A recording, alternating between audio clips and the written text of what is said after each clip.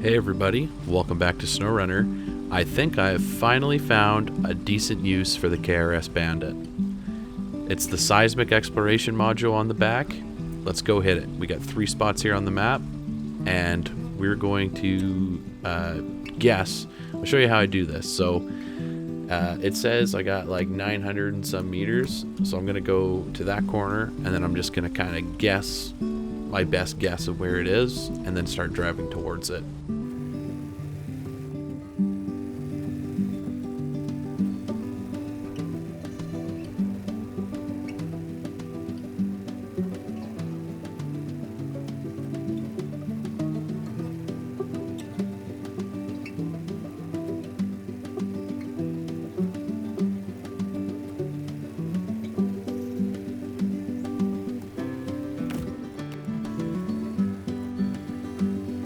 So yeah, as you can see, we've gone a little closer to the objective, and I'm just guessing from how the meterage has gone down of where I think I need to be. So I click on the map, and that gives me a general like meter direction, how far away that point is. So like, yeah, I got 620 meters, so you know that's 610 meters. So I reckon by the time I get to that spot, I'm gonna be pretty close to where I need to be, assuming I make it there on all 8 tires.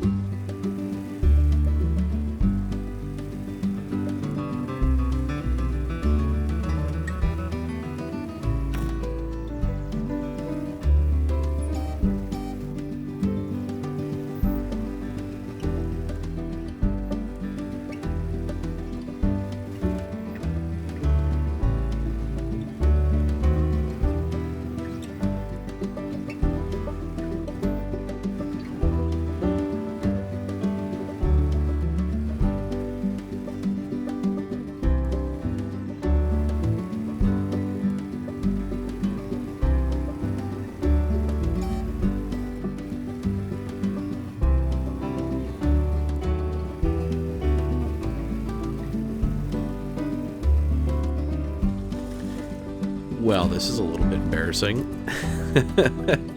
Watch for these uneven roads in Taymyr. So I'd add that to the list of Jay's mistakes here on this series so far.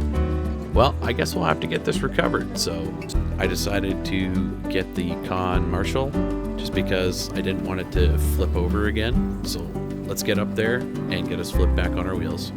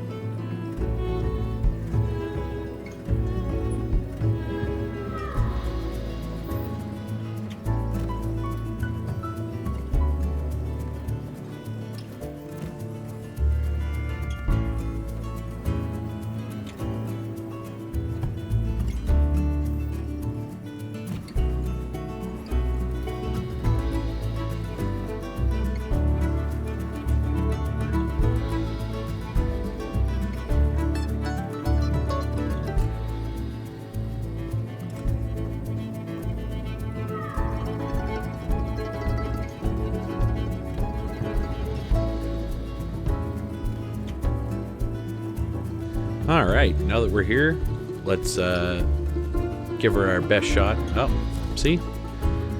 Okay, then. This is why I brought a scout to come recover this truck, because I didn't think I was going to be able to get something on this hill that could get me flipped over properly.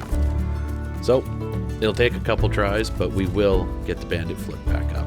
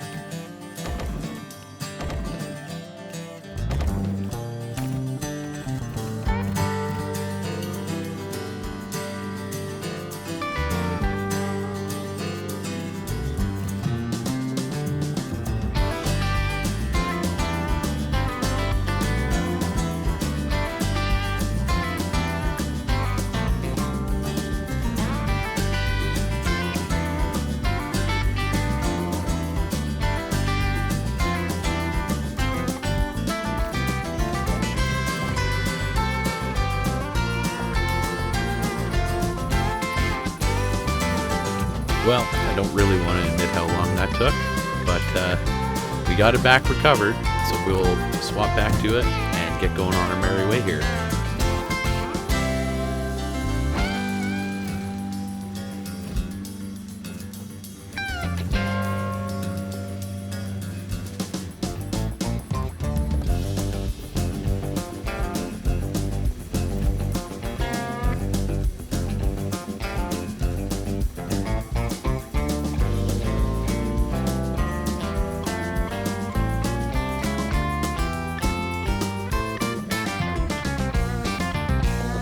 There we go, and now I noticed as I turned left there, I was getting further away.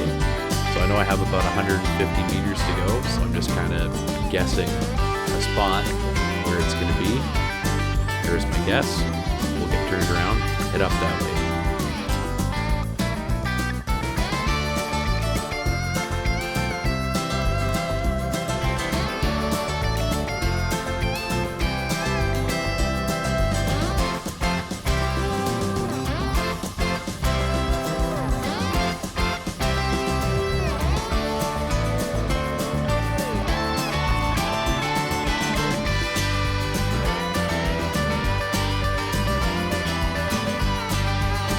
I also didn't know that this thing incessantly beeps once you get within 150 meters, so I'm not going to speed up the sections where I'm within 150 meters in the future, so as to not like drive you guys insane.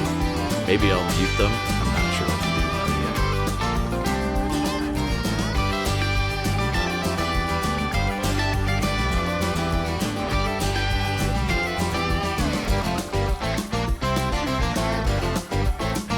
There you go. Once you get to the spot, the beeps change.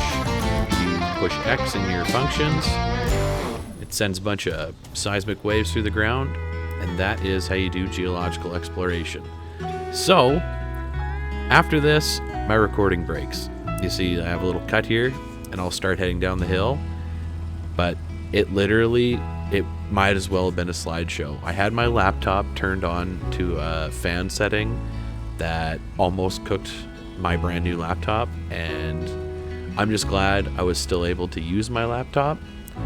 So we're going to pivot over to some more recovering and maybe get into some vlogging near the end of the episode.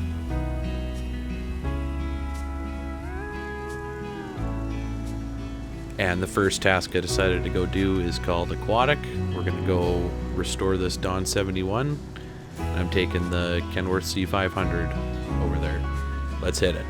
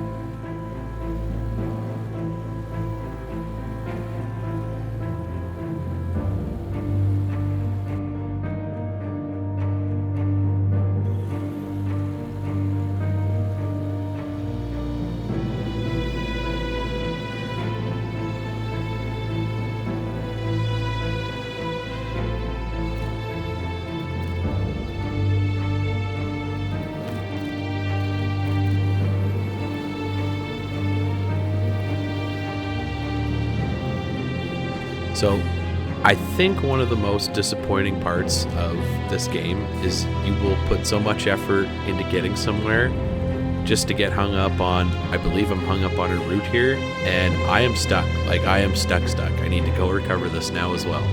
So bear with me while we go get the White Western Star and bring it over here.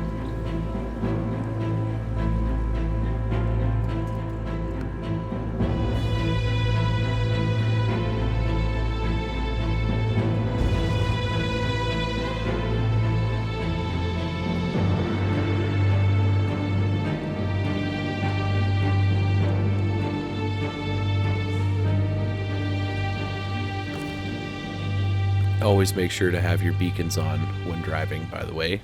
I've heard it helps.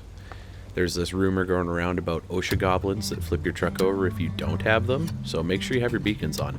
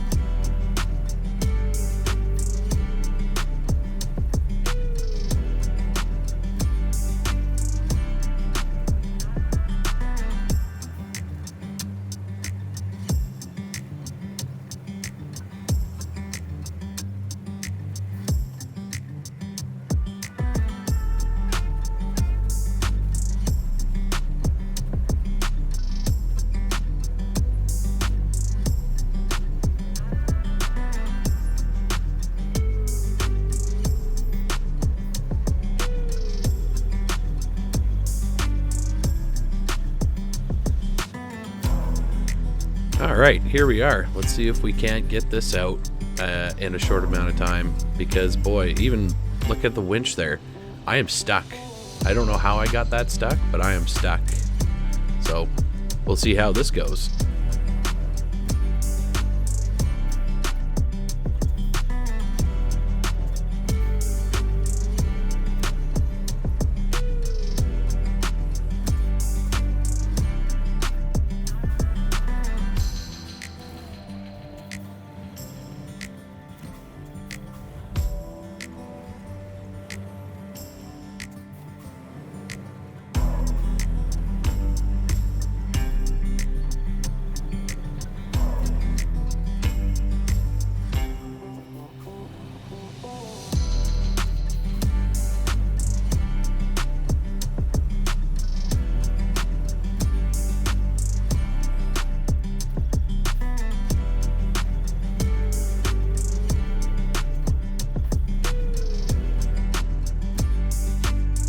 So I have a second idea. It's using this picker crane to attach to the back of the White Western Star to pull. But sadly, because it treats it as cargo when I'm connected to it, I can't like pull. I wish I could swap trucks while the winch is attached. That would really help for single player. There's probably mods out there that let you do that. But see, yeah, it gave me the warning there. So I'm not sure how this is gonna work, but we're gonna try one more time.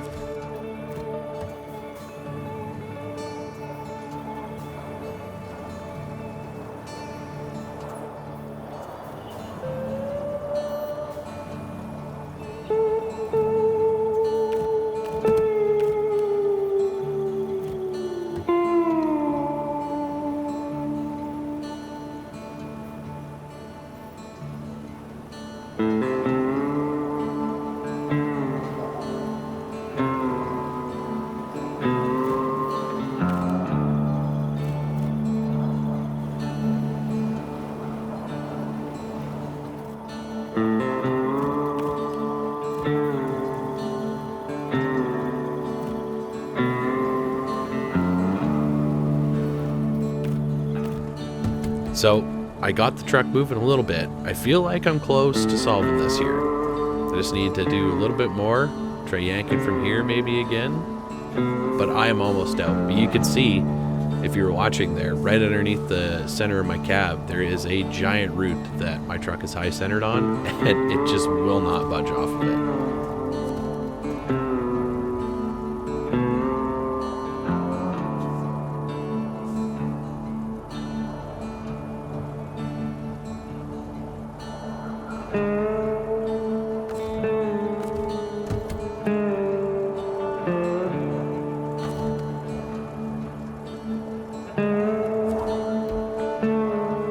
So through pure arrogance and aggressiveness, we are finally moving. We have gotten off the route. Oh, that was a cute little detour. Let's go do what I actually came here for and get this done recovered.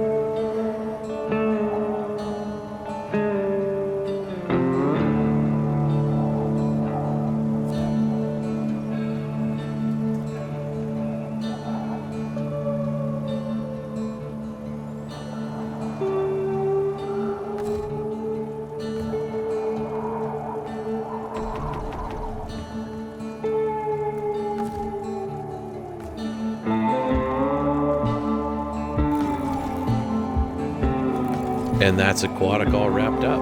Boy, did that take longer than it should have. Anyways, let's get on to the next task, which is the drowned oil tank. We gotta return that to the parking. Let's get to it.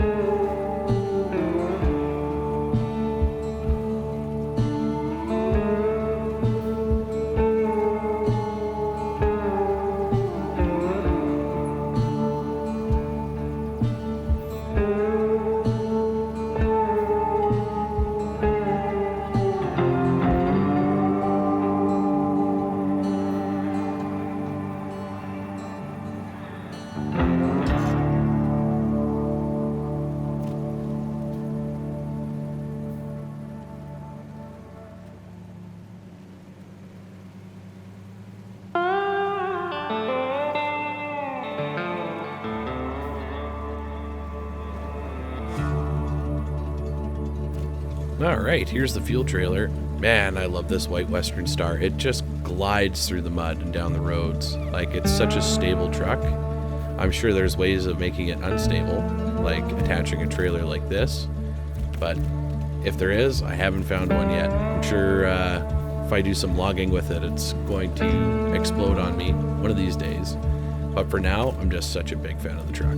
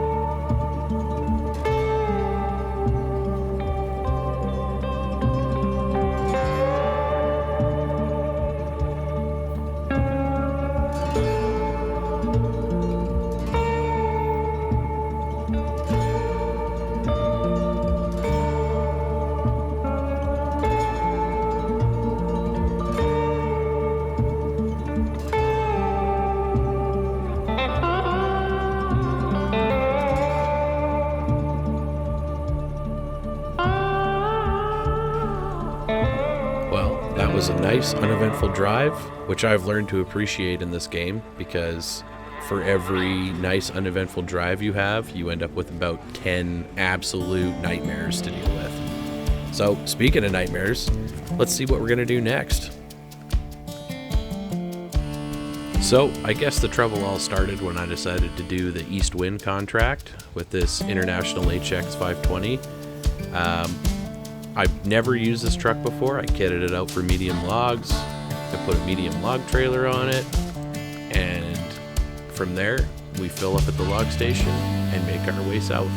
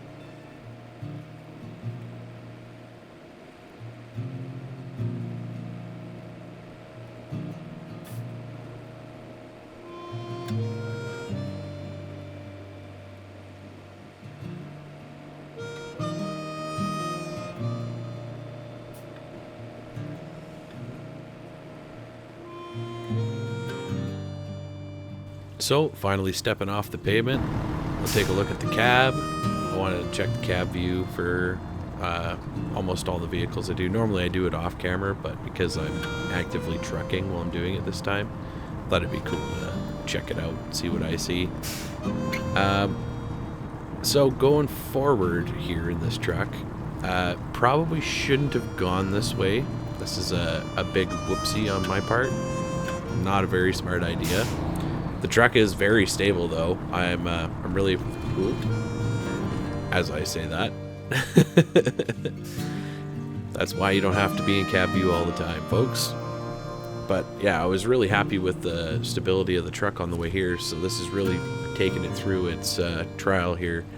Gonna do this crossing that I have no business doing fully loaded with logs. Let's see how we do.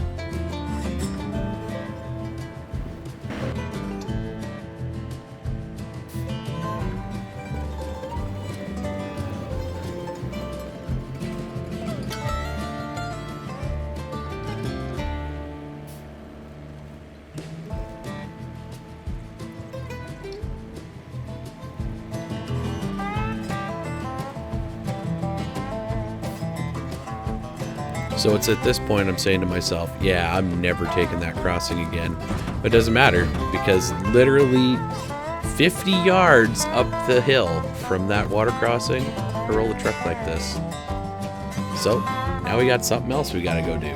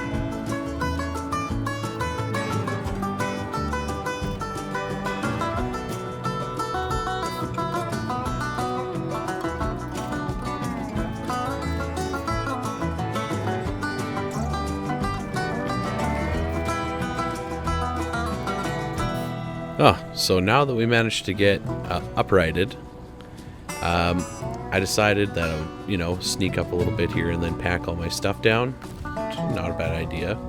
Be on more level ground. I can only attribute that crash to me not having my beacons on, because obviously it was the beacons and nothing else. And we still have our own problems here. Like, we're still kind of in a bad spot. We're still more or less stuck. Like, we're going to try and take the high side here, but it's very uneven ground after this water crossing.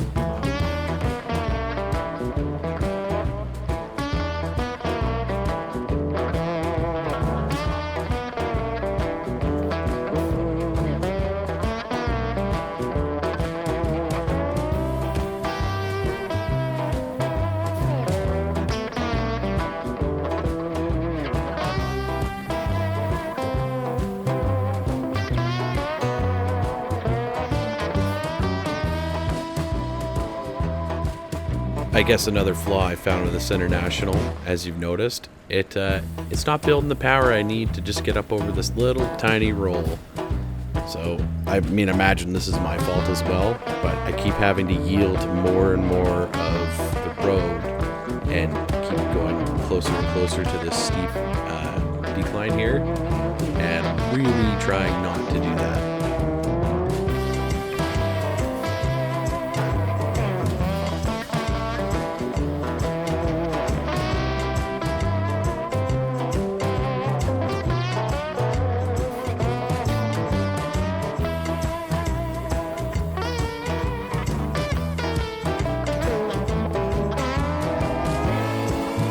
And the reason why you avoid side hills while you're logging, as I'm sure many of you professionals have already seen the writing on the wall, is because your load is very high and it's very unstable. So here I am, not at like 10 meters from where I last flipped over, and now I decide I need some fuel. So we dig out the old faithful, the Fleet Star, and we're gonna grab another load of logs, and we're going to head to the site of disaster.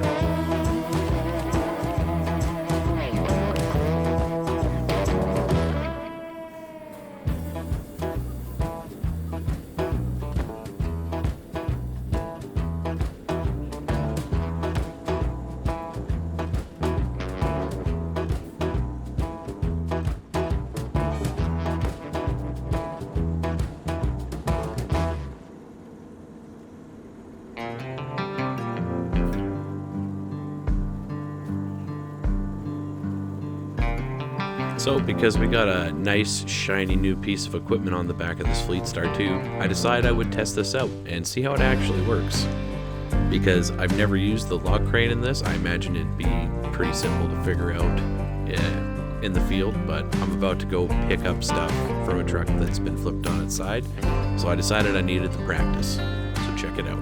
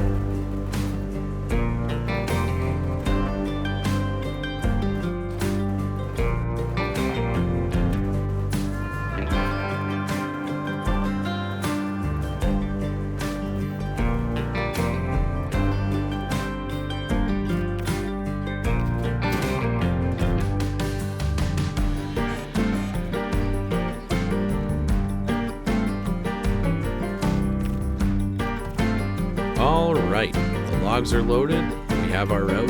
Let's go recover that poor International.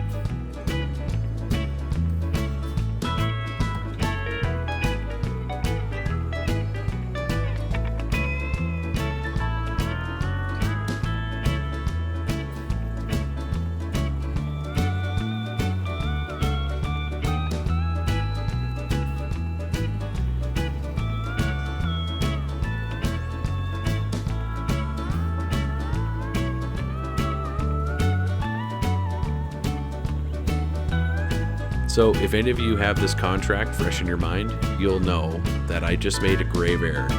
To those of you who have never done this contract before, you're in for a real treat.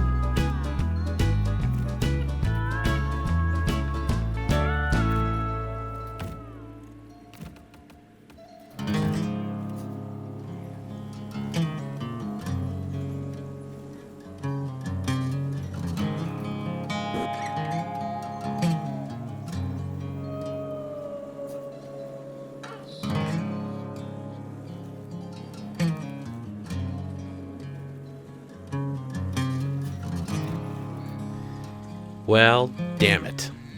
So now we're really screwed.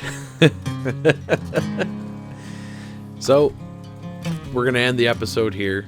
I try and claw my way out, but the truck stalled, and so is this one. So what are you going to do? So in the next episode, we're going to attempt to recover this mess. Thank you all for watching, and we shall see you in the next episode.